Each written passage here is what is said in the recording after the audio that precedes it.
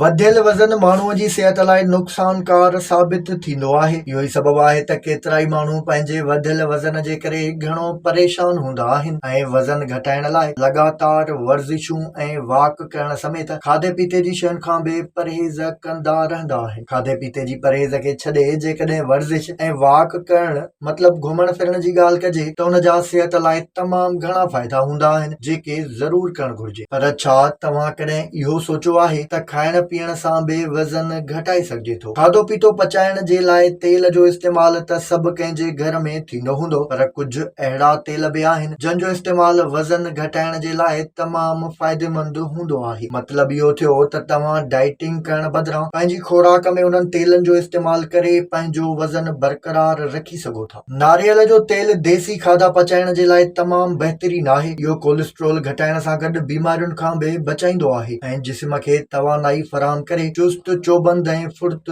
बणाईंदो आहे। वज़न घटाइण जे लाइ ज़ैतून जो तेल बि बहितरीनु हुजे थो, उहो चाहे एक्स्ट्रा वर्जिन हुजे या रिफाइंड। इन तेल में 78% मोनोअनसैचुरेटेड फैट्स ऐं 41 सैचुरेटेड फैट्स शामिल आहिनि। इन सां गॾु ज़ैतून जो तेल दिलि ऐं शुगर जे मर्ज़नि लाइ बि बहितरीनु आहे। किनोला ऑयल बि वज़न घटाइण जे लाइ तमामु सुठो सम्झियो वेंदो आहे। इहो ज़रूरी फैटी एसिड्स ओमेगा 3 ऐं ओमेगा 4 हासिल करण जो बहितरीनु ज़रियो आहे। इहे फैटी एसिड्स चर्बीअ खे साड़ींदा आहिनि ऐं जिस्म खे फुर्त रखनि था। कुझु ॿिजनि ऐं फ्रूटनि जा तेल बि वॾे मिक़दार में मोनोअनसैचुरेटेड फैट्स हूंदा आहिनि। सूरजमुखीअ जे ॿिज मां हासिल थींदड़ तेल में 79% मोनोअनसैचुरेटेड जॾहिं त 14% सैचुरेटेड फैट्स, जॾहिं त बादाम जे तेल में 45% मोनोअनसैचुरेटेड ऐं 7% सैचुरेटेड फैट्स शामिल हूंदा आहिनि। उन करे उन्हनि तेलनि खे वज़न घटाइण जो सभ खां वधीक सिहतमंद तेल सम्झियो वेंदो आहे। इन सां गॾु सूरजमुखीअ जो तेल ज़ाइके में बि तमामु घणो वणंदड़ हूंदो आहे ऐं उन में विटामिन ई बि झझे मिक़दार में मौजूदु हूंदी आहे। जेतोणीकि घटि माण्हू मुंगेरनि जे तेल खे पसंदि कंदा आहिनि, पर इहो तवानाईअ जो बहितरीनु ज़रियो आहे ऐं वज़न घटाइण में बि वॾी मदद ॾींदो आहे। मुंगेरनि जो तेल घटि पचंदड़ शयुनि में इस्तेमालु करे सघिजे थो। थी सघे थो त चांवरनि जे तेल बाबति कॾहिं कंहिं ॿुधो हुजे।